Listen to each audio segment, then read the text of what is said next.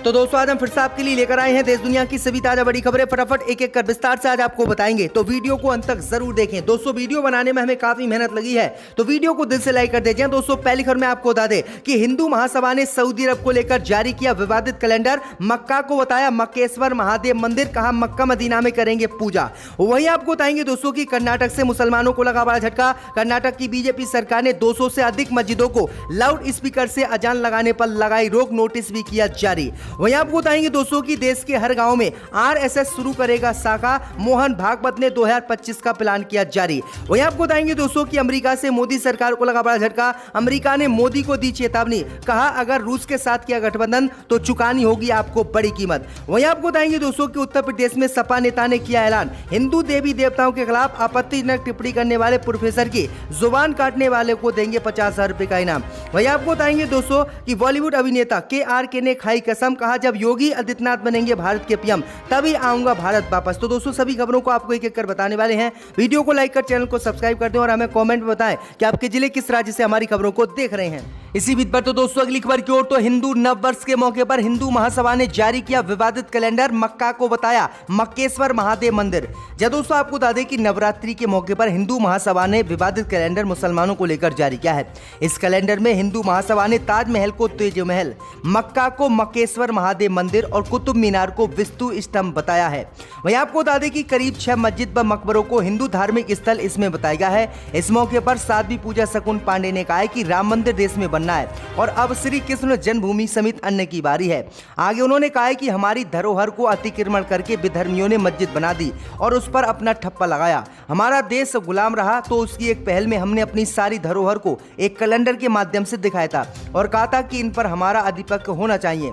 उन्होंने कहा है कि ये सनातन धर्म के पूजा स्थल हैं और कि हर कीमत पर इनको हम अपना कर रहेंगे। तो ये बड़ी अपडेट आई दोस्तों कि मक्का मदीना को भी किस तरह से इन्होंने मक्केश्वर महादेव मंदिर बताया है। तो ये बड़ी अपडेट आ रही है, आपकी क्या राय इस पर हमें कमेंट में जरूर। इसी बीच पर तो दोस्तों अगली खबर की ओर, तो कर्नाटक में मुसलमानों को लगा बड़ा झटका। मस्जिदों से लाउड स्पीकर से अजान लगाने पर कर्नाटक की बीजेपी सरकार ने लगाई रोक। जब दोस्तों आपको बता दें कि कर्नाटक से मस्जिदों को लेकर मुसलमानों को आज बड़ा झटका लगा है। दरअसल आपको बता दें कि कर्नाटक की बीजेपी सरकार ने कर्नाटक में 200 से अधिक मस्जिदों को नोटिस जारी करके मस्जिदों में लाउड स्पीकर से अजान लगाने पर रोक लगाने की बात कही है।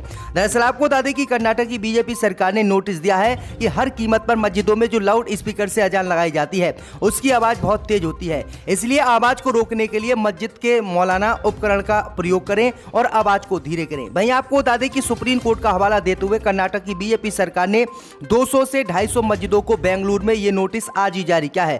दरअसल आपको बता दें कि बीते काफी समय से कर्नाटक में हिजाब के बाद मस्जिदों से लाउड स्पीकर से अजान पर बैन लगाने की बीजेपी सहित हिंदू संगठन मांग कर रहे थे, लेकिन अब कर्नाटक में 2 साल के बाद विधानसभा के चुनाव होने और इसीलिए बीजेपी ने आज 200 से 250 मस्जिदों को नोटिस जारी करके मस्जिदों में लाउड स्पीकर से अजान लगाने पर रोक की बात कही है। तो ये बड़ी अपडेट आ रही दोस्तों, आपकी क्या राय इस पर हमें कमेंट में जरूर बताएं। इसी बीच पर तो दोस्तों अगली खबर की ओर, तो अमेरिका ने मोदी को दी चेतावनी, कहा अगर रूस के साथ किया गठबंधन तो चुकानी होगी बड़ी कीमत। मोदी अमित शाह की बड़ी मुश्किलें।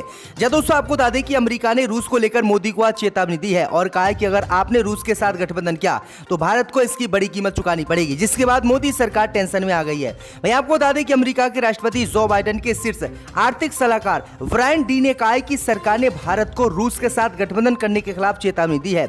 सलाहकार ने कहा है कि अमेरिकी अधिकारी यूक्रेन पर रूस के हमले के बाद भारत द्वारा दिए गए कुछ रिस्पॉन्स से खास निराश हैं। White house national economic council के डायरेक्टर ब्रायन डी ने कहा है कि निश्चित रूप से ऐसे कुछ क्षेत्र हैं जहां हम यूक्रेन में युद्ध को लेकर चीन और भारत दोनों के फैसले से निराश हुए हैं। वहीं आपको बता दें कि आगे अमेरिका ने चेतावनी देते हुए मोदी को कहा है कि अगर रूस के साथ मोदी सरकार ने गठबंधन किया या कोई भी चीज खरीदने की कोशिश रूस से की तो इसकी भारी कीमत भारत को चुकानी पड़ेगी और अमेरिका फिर भारत पर प्रतिबंध लगाएगा। तो ये बड़ी अपडेट आ रही, बुरी तरह से मोदी सरकार रूस को लेकर घिर गई है। इसी बीच पर तो दोस्तों अगली खबर की ओर, तो देश के हर गाँव में संघ शुरू करेगा शाखाएं। मोहन भागवत ने बताया 2025 का प्लान। जय दोस्तों आपको बता दें कि आरएसएस अब देश के हर गांव तक अपना विस्तार करना चाहता है। आरएसएस ने 2025 तक संगठन विस्तार के लिए खास खाका तैयार कर लिया है। संघ अब देश के हर गांव तक अपनी पहुंच बनाना चाहता है। गांव-गांव में आरएसएस की शाखाएं शुरू की जाएंगी ताकि संगठन के विचार को जन जन तक पहुंचाया जा सके। इस बात का फैसला राष्ट्रीय स्वयंसेवक संघ की कोर ग्रुप की चिंतन बैठक में लिया गया है। दरअसल आपको बता दें कि बुधवार को रायवाला स्थित औरा वैली आश्रम के विश्व मंदिर में आरएसएस प्रमुख मोहन भागवत की अध्यक्षता में संघ की कोर ग्रुप की बैठक हुई थी।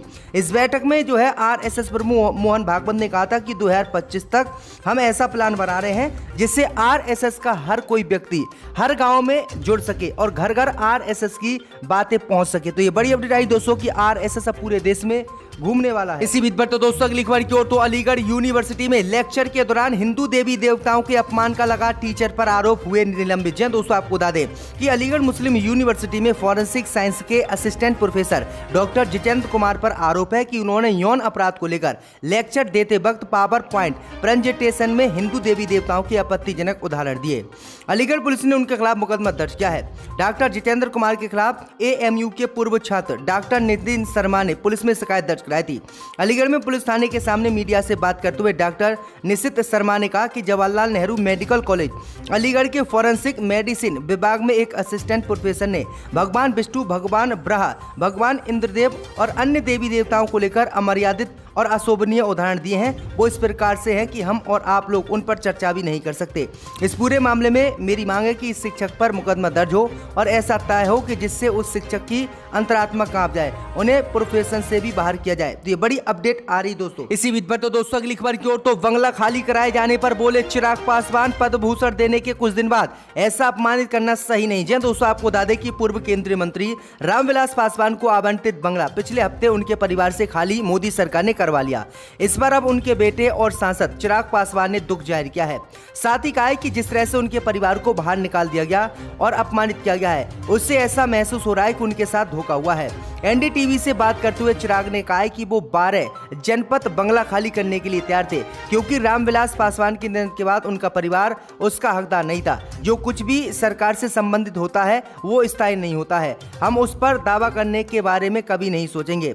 उनको लंबे वक्त तक उस घर में रहने का मौका मिला, इस वजह से वो खुद को भाग्यशाली समझते हैं। वो घर व्यवहारिक रूप से सामाजिक न्याय आंदोलन का जन्म स्थान है। चिराग ने कहा है कि मुझे घर खोने का कोई गम नहीं है, लेकिन जिस तरह से मेरे पिता को पद्म भूषण दिया गया और पद्म भूषण देने के बाद अब उनसे एकदम बंगला खाली करवा दिया गया, तो मुझे लगता है कि मेरा अपमान बीजेपी ने किया है। तो ये बड़ी अपडेट आई दोस्तों। इसी बीच पर तो दोस्तों अगली खबर की ओर तो सपा नेता ने किया यूपी में ऐलान, हिंदू देवी देवताओं के खिलाफ आपत्तिजनक टिप्पणी करने वाले प्रोफेसर की जुबान काटने वाले को 50,000 रुपए के देंगे इनाम। दोस्तों, आपको बता दें कि अलीगढ़ मुस्लिम यूनिवर्सिटी के जवाहरलाल मेडिकल कॉलेज में एमबीबीएस की क्लास में पढ़ाई के दौरान हिंदू देवी देवताओं को लेकर आपत्तिजनक टिप्पणी करने वाले प्रोफेसर डॉक्टर जितेंद्र कुमार को निलंबित कर दिया गया है। असिस्टेंट प्रोफेसर पर आरोप है कि उन्होंने दुष्कर्म के संदर्भ में हिंदू देवी देवताओं का हवाला दिया। ये मामला सामने आने के बाद बीजेपी नेता ने सिविल लाइन थाने में असिस्टेंट प्रोफेसर के खिलाफ केस दर्ज कराया। फॉरेंसिक मेडिसिन विभाग के असिस्टेंट प्रोफेसर का नाम डॉक्टर जितेंद्र कुमार है और उन पर यही आरोप है। भैया आपको बता दें कि मामला तूल पकड़ने के बाद अब समाजवादी पार्टी के एक नेता ने ऐलान किया है। समाजवादी पार्टी के नेता ने ऐलान किया है कि हिंदू देवी देवताओं के खिलाफ आपत्तिजनक टिप्पणी करने वाले प्रोफेसर की जो भी व्यक्ति जुबान काट के लाएगा उसको 50,000 रुपए का इनाम दिया जाएगा। तो ये बड़ा ऐलान जो है सपा ने किया है। इसी बीच पर तो दोस्तों अगली खबर की ओर तो अजान विवाद पर बोले कांग्रेस नेता सिद्धरामैया, बीजेपी राजनीतिक लाभ के लिए उठा रही है सांप्रदायिक मुद्दे। दोस्तों, आपको बता दें कि कर्नाटक के पूर्व मुख्यमंत्री और कांग्रेस के वरिष्ठ नेता सिद्धरामैया ने राज्य में भाजपा पर विधानसभा चुनाव के मद्देनजर राजनीति लाभ लेने के लिए सांप्रदायिक मुद्दों को उठाने का मंगलवार को आरोप लगाया। उन्होंने चुप्पी साधने को लेकर मुख्यमंत्री बसवराज मुंबई की आलोचना की।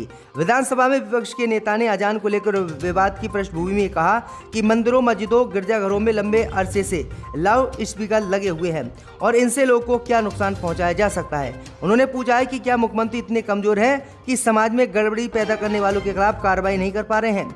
कुछ हिंदू संगठन और भाजपा नेताओं ने मस्जिदों से लाउड स्पीकर के इस्तेमाल को रोकने का आह्वान करते हुए कहा कि ये आसपास के इलाकों में रहने वाले लोगों के लिए परेशानी का कारण बनते हैं। सिद्धरामैया ने कहा है कि विधानसभा चुनाव नजदीक है, इसलिए भाजपा राजनीति लाभ लेने के लिए समाज को सांप्रदायिक मुद्दों से प्रभावित कर रही है। उन्होंने कहा कि आने वाले दिनों में भाजपा को पलट देगा। तो ये बड़ी अपडेट आ रही है, बड़ा बयान जो है कांग्रेस नेता ने दिया है। इसी बीच पर तो दोस्तों अगली खबर की ओर तो बॉलीवुड एक्टर कमाल आर खान ने योगी पर साधा निशाना, कहा जब योगी बनेंगे पीएम तब आऊंगा भारत। दोस्तों, आपको बता दें कि मौजूदा राजनीति में उत्तर प्रदेश के मुख्यमंत्री योगी आदित्यनाथ की बढ़ती लोकप्रियता के बीच गाहे बगाहे ये मांग उठ रही है कि अगला प्रधानमंत्री उन्हें बनाया जाए। इस बीच अभिनेता कमाल आर खान ने भी ट्वीट कर कहा कि वह योगी के प्रधानमंत्री बनने के बाद ही भारत वापस लौटेंगे। गौरतलब है कि इससे पहले कमाल आर खान यानी कि आरके ने यूपी में बीजेपी के आने और योगी के सीएम बनने पर देश वापस नहीं आने की कसम खाई थी। उत्तर प्रदेश में हुए विधानसभा चुनाव के वक्त के आरके ने सोशल मीडिया पर अपने एक पोस्ट में लिखा था कि अगर यूपी में बीजेपी फिर से सत्ता में आती है तो वे भारत कभी नहीं आएंगे। इस बात को लेकर अभिनेता खासे ट्रोल हुए थे। यूपी में योगी के दोबारा सीएम बनने पर लोगों ने उनकी कसम याद दिलाई तो अभिनेता ने यह कह दिया कि वो तो ये एक जुमला था। तो ये बड़ी अपडेट आ रही है, इस समय वह दुबई में है। आकर अपने फाइल्स डिप्टी स्पीकर पर फेंक दिए।